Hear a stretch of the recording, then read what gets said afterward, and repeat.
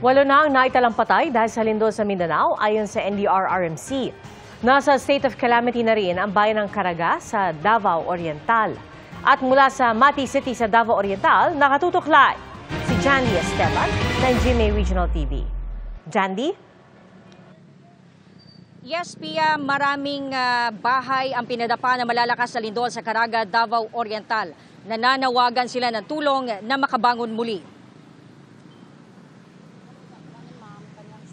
Nang yumanig ang magnitude 7.4 na lindol noong Biyernes, di inakala ni Nanay Lubenia na guguho ang bahay sa Barangay Santiago, Caraga, Davao Oriental na ipinundar nilang mag-asawa.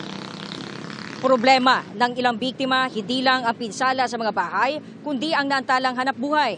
Nasira rin ng lindol ang simbahan ng Senyor San Salvador del Mundo at ang firewall ng St. Mary's Academy of Caraga. Ang munisipyo di pa magagamit batay sa structural assessment ng municipal engineer. 17 barangay sa Caraga ang apektado kaya nagdeklara ang LGU ng state of calamity.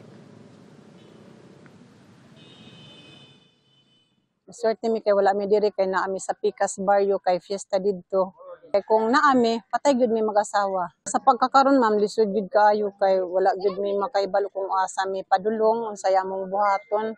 Basta nga mo karon blanco pa mi karon na trauma gyud mi ma'am sa mga panghitabo. Ang kailangan lang po namin dito ngayon yung mga materyales at saka yung wala po kami pambayad.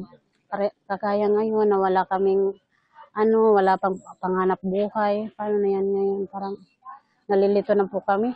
As per instruction ni Mayor Osman kahapon, kami po ay mag-duty muna sa aming gymnasium at saka maglalagay din po kami ng mega tent at doon po namin ilalatag yung mga tables and computers po namin. Kasi kuan sa dilo. Relax lang tayo. Mga bata ha? Mga bata. Relax lang. Ay, may bagiran ninyo ng lalo.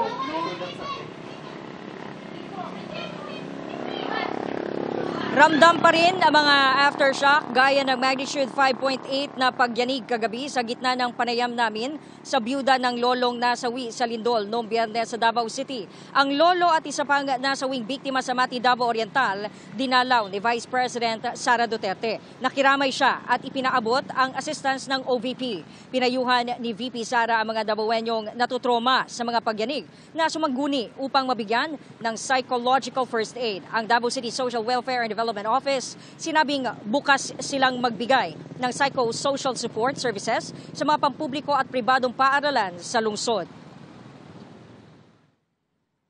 Kay para ma-manage nila ang ilahang anxiety o mawala gamay ang ilahang kahadlok unya pag dunay aftershocks dili na sila mataranta kung unsay ilang kinahanglan na buhaton.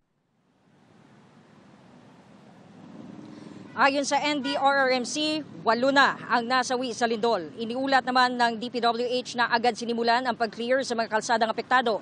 Wala namang ulat ng matinding pinsala sa mga tulay. Pero ang Manay District Hospital hindi na talaga magagamit at kailangan ng complete reconstruction. Matapos ang pagyanig sa Cebu at Davao, tuloy-tuloy umano ang isinasagawang assessment sa mga estruktura lalo na ang mga tulay kabilang na sa Metro Manila. Sa Guadalupe Bridge, magtatayo muna ng temporary detour bridges bago ang target na pagsisimula ng retrofitting ngayong taon. Naniniwala si Dizon na kinakailangan ng review sa building at ang roads design standards sa earthquake-prone areas, lalo na't matagal na itong huling na review. Sinuri rin ang mga paaralang nilindol. May mga iba na kailangan i-assess muna yung ground mismo na tinatayuan ng mga eskwelahan just to make sure that the kids are safe. For many of the schools na hindi tayo sigurado, hindi muna natin papasukin yung mga bata. In the meantime, meron tayong mga alternative modules. So yun yung inuuwi nila. Meron silang inuuwi na mga study materials at fina-follow up sila ng mga guro nila. Pia, sa bayan ng Caraga, batay sa tala ng MDRRMO, nasa 13,000 ang apektadong pamilya at nasa 100 yung totally damaged na mga bahay at 1,500 naman yung partially damaged. Pia. Maraming salamat, John D. Esteban ng GMA Regional TV. Ang kabi-kabilang sakuna at kalamidad sa Pilipinas nakakapagod para sa mga biktima, ano man ang edad. Ang tawag po dyan, disaster fatigue, na ayon sa mga eksperto, nag-ugat sa pakiramdam na tila wala tayong kontrol sa mga nangyayari. Ang payo ng mga eksperto alamin sa pagtutok ni Maki Pulido. Tuwing malakas ang ulan, natatakot na si Lizelle. Nanginginig ka na hindi mo natataranta ka na, hindi mo alam kung anong uunahin mo. May trauma na rin ang mga batang anak ni Riza. Kasi yung panganay ko nga ho, alam niya na yung lolo niya, which is tatay ng asawa ko, namatay sa leptospirosis. So parang may trauma yung anak ko na pag umapak siya sa baha, magkakalepto siya. Kwento nila, nagsimula ito nang dumalas ang baha sa kanilang komunidad sa Riverside Extension, Barangay Commonwealth, Quezon City mula noong 2023. Kumipot daw ang ilog sa lugar nila dahil sa inilagay roong flood control project. Wala pong tulog. Minsan mamatsagan mo yung tulay. Gigising ka na, kung natulog ka ng alas 8, gigising ka na may titignan mo yung tulay kasi baka mamaya tumasa naman yung tubig. Sa Tent City sa Barangay Cogon, Bogos City, Cebu, nagkukubli sa ngiti ng mga naglalarong bata ang matinding takot dahil sa magnitude 6.9 na lindol noong September 30. Na-trauma. Kaya natog ko ba niya, nagkatlag-uyog niya, nakuhan mo si mama, nakuyawan. Kaya naman di akong gikatugam dyan, kabinet niya, nasa kong tumoy. Ang iba, napapanaginipan pa rin daw ang bangungot ng lindol at mga aftershock. Kuya kayong linog, sigas siya. Kadang ko gyapon kay kuan, musig balik. Lindol, bagyo, baha. Ang mga kalamidad na ito sa Pilipinas, nakakapagod ding suungin lagi. Disaster fatigue ang tawag dito, ayon kay Dr. Joan Refarial, Pangulo ng Philippine Psychiatric Association. It can be changes ng sleeping patterns, eating patterns, maaaring may mga body aches and pains, headache, feeling of uncertainty, natatakot kasi hindi natin alam kung kailan susunod magkaroon ng earthquake or bagyo or baha. Kitang-kita po dyan, yung lalapit pa lang sa'yo, umiiyak na, meron na hong mga intense na mga stress and anxieties and trauma.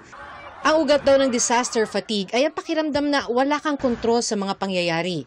Kaya payo ni Dr. Refarial, focus tayo sa mga bagay na meron tayong control over para we feel less hopelessness, less helplessness. Kasi alam natin na meron tayong maaring mga emergency numbers kaagad na tatawagan. Alam natin kung saan tayo pupunta, saan natin i-make sure na safe ang ating mga anak. Tulad halimbawa ng paghahanda ng go bag, alamin ang mga emergency contact numbers o alamin ang mga ligtas na evacuation center. Sa Tent City sa Bogo, may nilalaang psychosocial first aid para ibsan ang trauma sa mga nilindol. May dinisenyo rin daw ng mga child-friendly space. Binibigyan natin ng opportunity yung mga bata na mag-enjoy para ma-divert yung mind nila from trauma to a normal situation. Para makaagapay, payo ni Dr. Refarial, mahalagang magtulungan at tugunan ang pangangailangan ng isa't isa. Para sa GMA Integrated News, Maki Pulido, nakatutok 24 oras. Nagtala ng kakaibang aktibidad ang dalawang bulkan ngayong weekend, kalahating oras na nagbuga ng usok na may abo ang bulkang Canlaon sa Negros Island kanina umaga. Ayon sa PMOX, dahil ito sa paggalaw ng magma sa ilalim. Nananatiling alert level 2 sa Canlaon. Ang bulkang Bulusan naman sa Sorsogon nagtala ng 72 volcanic earthquake mula kahapon. Ayon sa PMOX, may nabasag na bato sa ilalim ng northern section ng bulkan sa lalim na 10 kilometro. Nasa alert level 1 pa rin ang Bulusan. Hindi maitatangging may takot sa lindol ang mga nakatira at nagtatrabaho sa matataas na gusali. Ang mga dapat gawin kapag inabutan ng lindol habang nasa high-rise building, sa pagtutok ni Darlene Cay. Sa 14 na taong paninirahan sa condominium sa Mandaluyong ng senior citizen na si Elizabeth, ilang bagyo at lindol na ang dumaan at ligtas naman daw sila rito. Pero iba ang kaba niya ngayong sunod-sunod ang malalakas at mapaminsalang mga lindol sa iba't ibang bahagi ng Pilipinas. Nakatira sila sa 10th floor pero katumbas ito ng ika-20th floor sa ibang gusali dahil loft type ang mga unit sa kanila. Ang kinaninervous po namin of course is praying na mag-hold on together itong foundation ng building. Honestly, we are at disadvantage kami sa condo. Kasi unang-una, we could not just go down mataas mayroon ng issue of distance and effort para makababa. I would generally say na yung condominiums and office buildings, mostly high-rise structures, are generally safe in terms of structural design. Sa mga high-rise buildings, gumagamit na tayo ng mga shear wall, okay, ito yung mga buhos ng mga pader na tumutulong para ma-resist ng mga mataas na building, yung mga malalakas na lindol. Para sa mga nakatira o nagtatrabaho sa high-rise buildings, maaaring humingi sa building administrator o sa developer ng dokumentong makapagpapatunay na dumaan sa tamang inspeksyon ang gusali. Posible anyang mas kayanin pa ng high-rise buildings ang malakas na lindol kumpara sa mas mababang istruktura, lalo kung hindi ininspeksyon ng maigi ng eksperto gaya ng architect o engineer. Dati na rin itong sinabi ng FIVOLCS. Base sa pag-aaral na ginawa ng MMDA, FIVOLCS at JICA o Japan International Cooperation Agency noong 2004, tinatayang 40% ng residential buildings sa Metro Manila ang posibleng gumuho o maapektuhan oras na magkaroon ng magnitude 7.2 na lindol dito o iyong tinaguriang The Big One. Sabi ng FIVOLCS, plano nilang i-update ang pag-aaral sa susunod na taon. Batay sa isa pang pag-aaral ng FIVOLCS at Tokyo Institute of Technology noong nakaraang taon, marami sa mga gusali sa Metro Manila at Cebu ang hindi pasado sa shake test. Sa 100 gusali na sinurvey sa Metro Manila at Cebu, mas matagal ang galaw kung yanigin kumpara sa itinakda ng National Building Code para sa high-rise buildings na dapat 0.1 second lang kada palapag. Patuloy na sinisiguro ng pamahalaan na hindi sila tumitigil sa mga paghahanda para sa lindol at iba pang kalamidad. Sakaling lumindol habang nasa high-rise building, mag-duck, cover and hold habang yumayanig. Dapat alam din kung nasaan ang emergency exit sa gusali. Kapag tumigil ang pagyanig, saka pa lang dapat lumabas ng gusali. Wag na wag ding gumamit ng elevator. Para sa GMA Integrated News, Darlene Kai, nakatutok 24 oras. Tampok ang mga ipinagmamalaking local products ng Eastern Visayas sa Bahandi Trade Fair. Mula sa iba't ibang delicacies, handicrafts at tradisyonal na kasuotan, ipinapamala sa trade fair ang talento at sipag ng mga taga-silangang Visayas. Paraan din ang trade fair para tulungan ang local businesses sa rehiyon.